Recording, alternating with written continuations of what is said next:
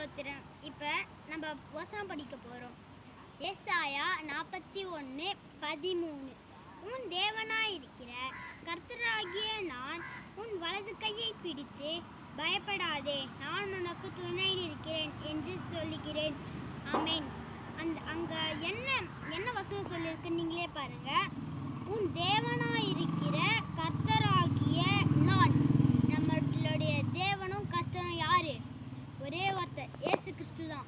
அவரே இறங்கி வந்து சொல்லியிருக்காரு, பயப்படாதே, நானும் வலது கையை பிடிச்சிருக்கிறேன். யாக்கோபோ, ஈசாக்கோ, சாமுவேலோ யாருமே சொல்ல, ஏசப்பாவே இறங்கி வந்து சொல்லியிருக்காரு நம்மளுக்காக.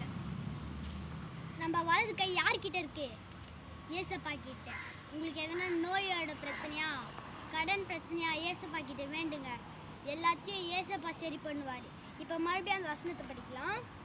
உன் தேவனாய் இருக்கிற கர்த்தராகிய நான் உன் வலது கையை பிடித்து பயப்படாதே, நான் உனக்கு துணை நிற்கிறேன் அப்படின்னு சொல்லியிருக்காரு.